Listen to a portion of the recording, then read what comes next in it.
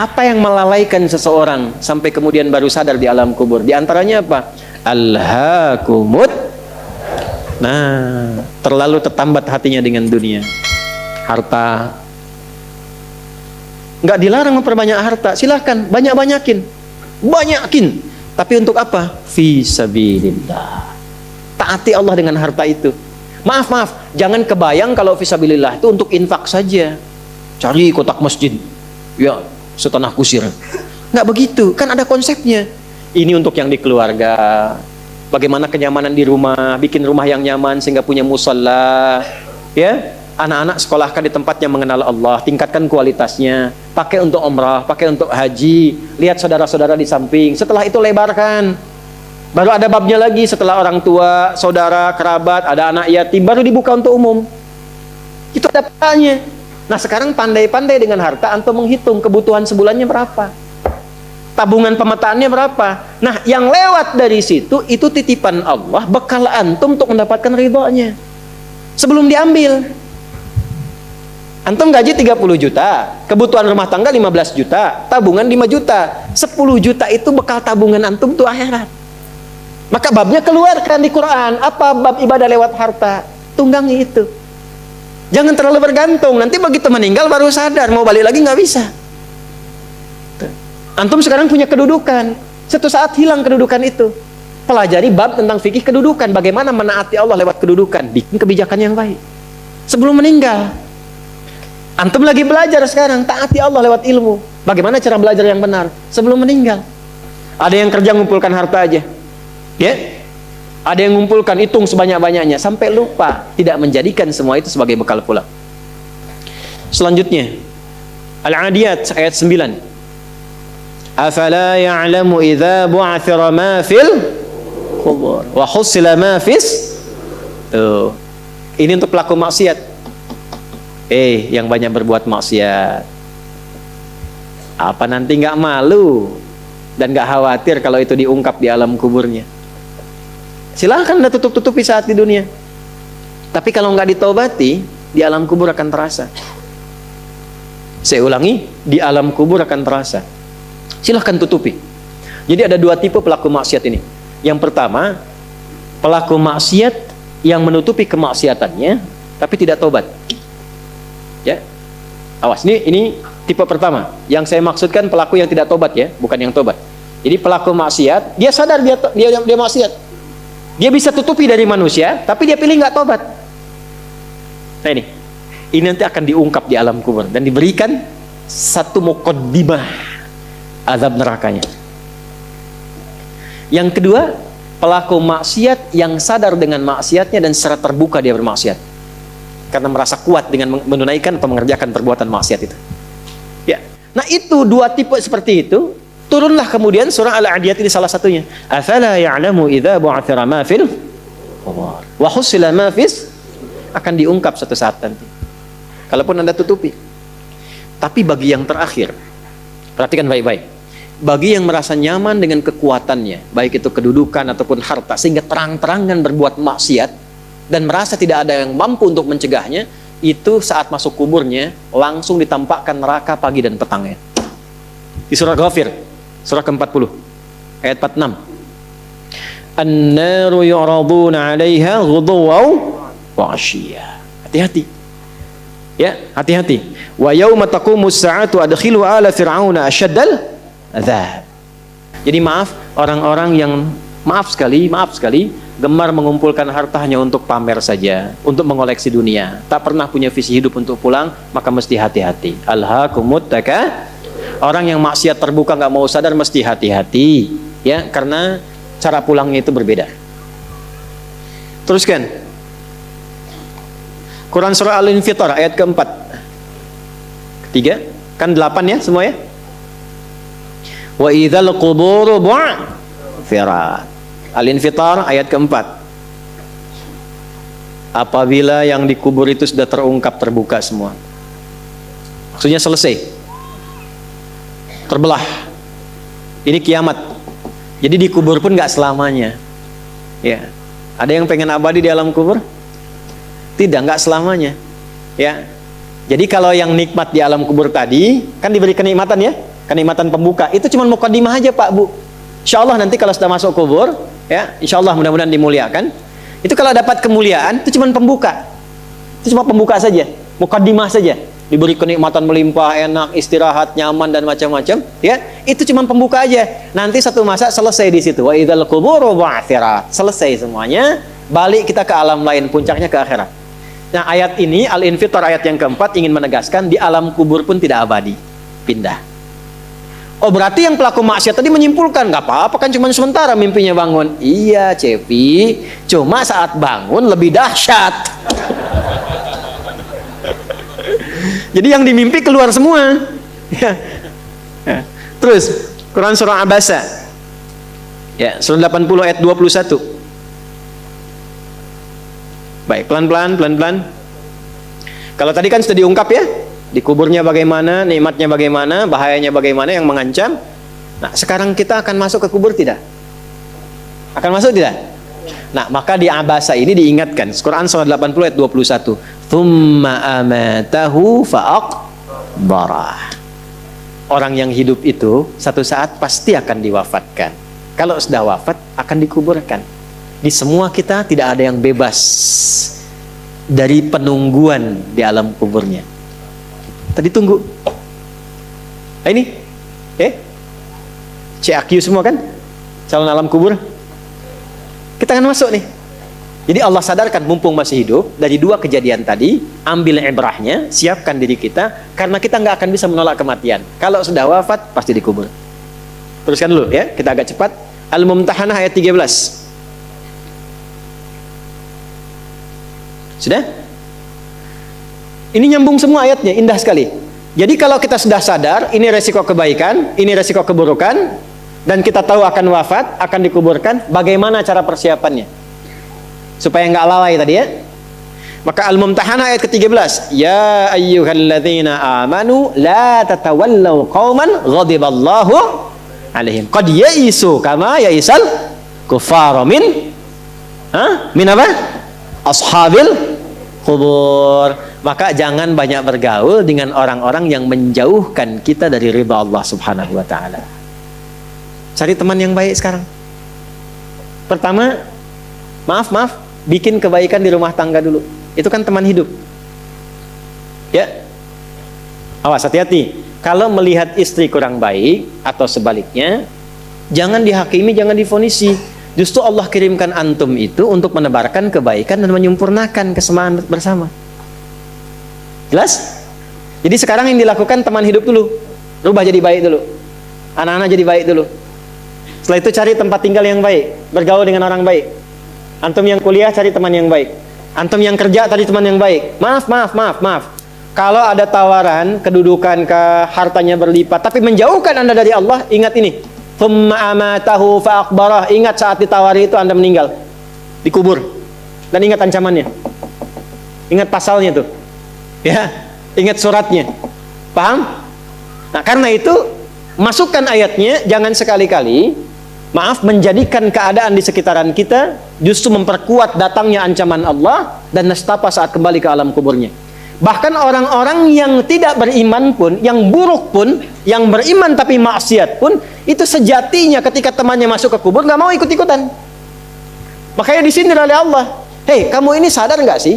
Orang yang mengajak kamu maksiat itu, lihat temannya meninggal pun, temannya wafat pun, dia nggak pengen ikut. Kadang-kadang dia abaikan. Coba lihat, ya ada pimpinan misalnya tingkat tertinggi, lihat anak buah bawahnya misalnya menjalankan tugas bahkan dari dia untuk berbuat salah, berbuat maksiat.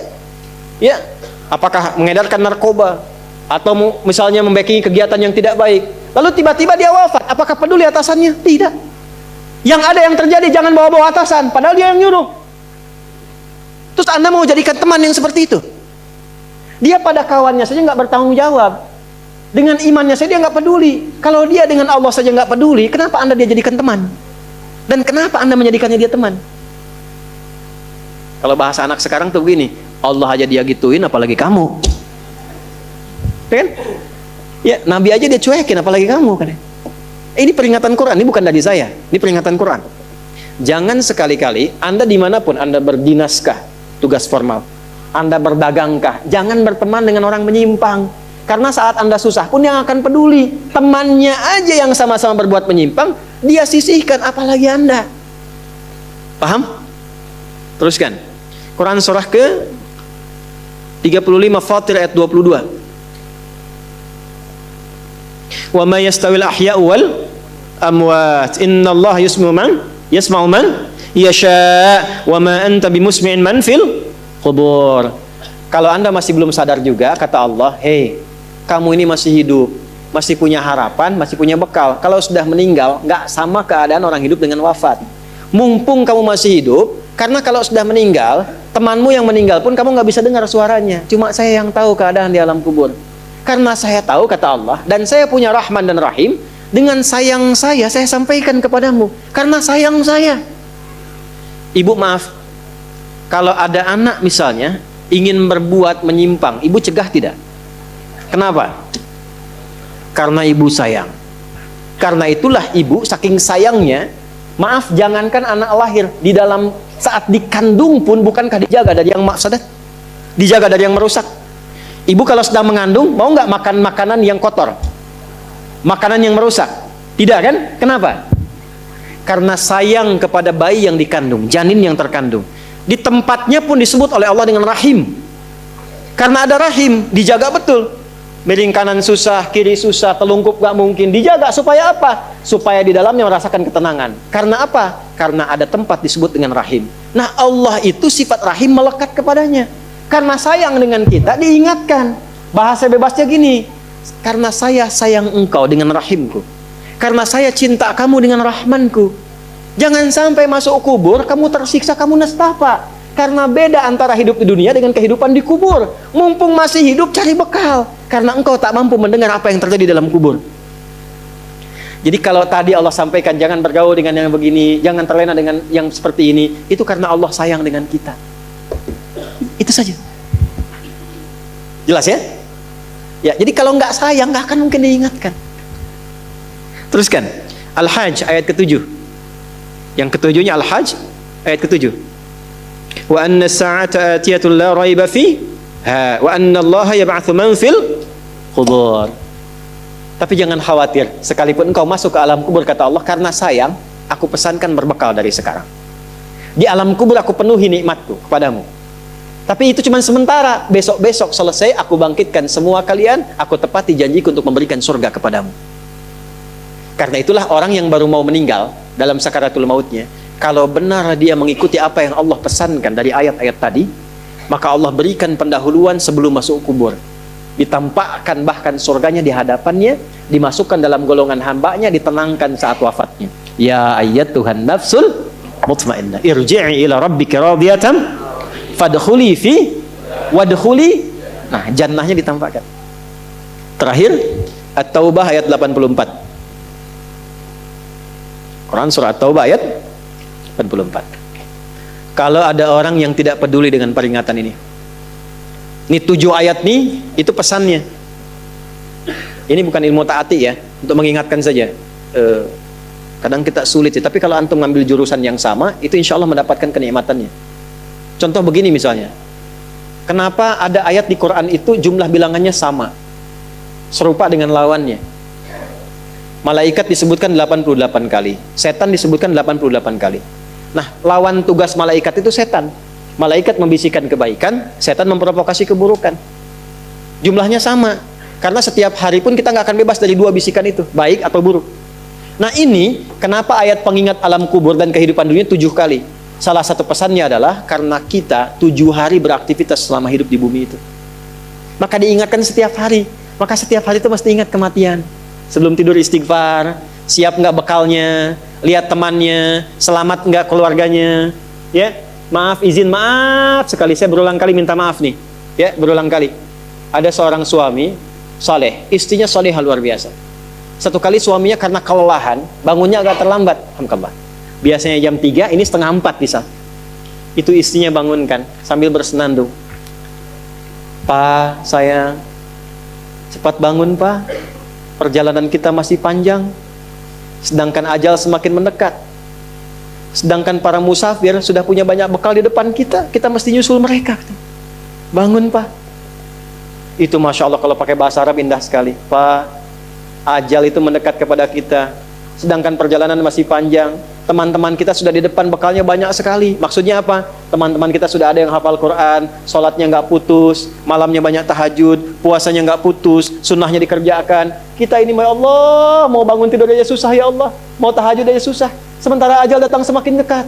Pak, bangun Pak, bangun Pak. Takutnya kita meninggal malam ini, kita nggak bisa menyusul teman-teman kita yang sudah di depan. Itu istri bangunkan suaminya. Ada lagi yang suami mau kerja, dibisikin istrinya, Pak, jangan sampai cari yang haram ya. Papa nggak bawa apa-apapun ke rumah di hari ini. Kami keluarga akan sabar. Mama akan tenangkan pada keluarga supaya sabar. Tapi Pak, kami nggak akan kuat merasakan sedetik pun di neraka jika Papa bawa yang haram ke rumah. Masya Allah. Nah, ini disebutkan pengingat itu 7 kali. Di 7 ayat berbeda untuk mengingatkan setiap hari ingat wafat. Setiap hari ingat pulang. Setiap hari kita akan mengalami suasana di alam kubur. Jangan sampai meninggalkan dunia dalam keadaan yang terancam. Kalau masih nggak sadar juga dengan pengingat ini, muncul ayat ke-8. Muncul ayat ke-8. Di At-Taubah ayat 84. Tempatnya pun At-Taubah. Ngajak taubat dulu sebelum diingatkan.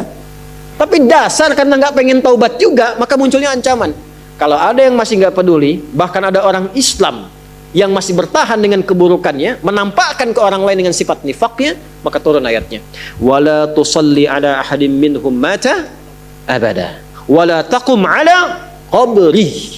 Tuh. Allahu akbar. Innahum kafaru billahi wa rasuli wa matu wa hum fasiqun. Kalau ada yang masih begitu, dan Anda lihat diingatkan susah, masih menampakkan kemaksiatan, Allah langsung memberikan ancamannya. Kalau dia bertahan demikian sampai dengan wafat, nggak usah disolatkan. Jangan sampai berdiri di depan kuburnya katanya. Kurang apa lagi? Tiap hari diingatkan 7 kali, 7 hari beraktivitas, 7 kali diingatkan, diberikan kasih sayang, diarahkan pada yang benar, ditunggu sampai tobat, tapi masih mengancam, masih menampakkan kehebatannya sampai dia wafat. Maka peringatannya apa? Orang-orang yang sengaja menantang berbuat maksiat, menghalalkan dosa yang besar, itu dihukumi oleh Quran kafaru billah. Yang menghalalkan dosa besar itu dihukumi kufur. Tapi jangan sembarangan, ya, jangan sembarangan menghukumi. Karena ada yang punya otoritas di situ. Nggak boleh Anda sembarangan, ini kufur, ini togut, ini nggak boleh. Nggak boleh. Ada yang punya otoritas. Dan ada yang paham fikihnya. Nggak boleh sembarangan. Hati-hati kalau ada aliran mengajak Anda, ini togut, ini aja, bunuh aja, tembak aja, tinggalkan itu. Tinggalkan. Karena ada yang punya otoritas untuk menentukan klasifikasi mana yang benar, mana yang salah, mana yang ini, mana yang begitu. Jangan sampai terbawa pada aliran demikian. Jelas ya? Baik. Tapi kalau ada yang nekat berbuat maksiat sampai wafat, kata Allah, Nabi pun sampai dilarang. Jadi ini ayat turun tentang Abdullah bin Ubay bin Salul yang hidupnya mengaku muslim tapi banyak sekali menyakiti Nabi.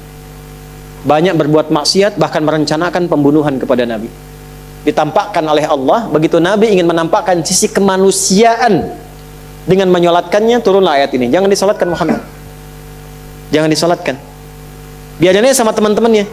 Jadi biasanya orang munafik ketemu munafik lagi. Ketemu munafik lagi. Hati-hati. Jangan sampai yang menyolatkan itu sesama munafik, sama perbuat maksiat.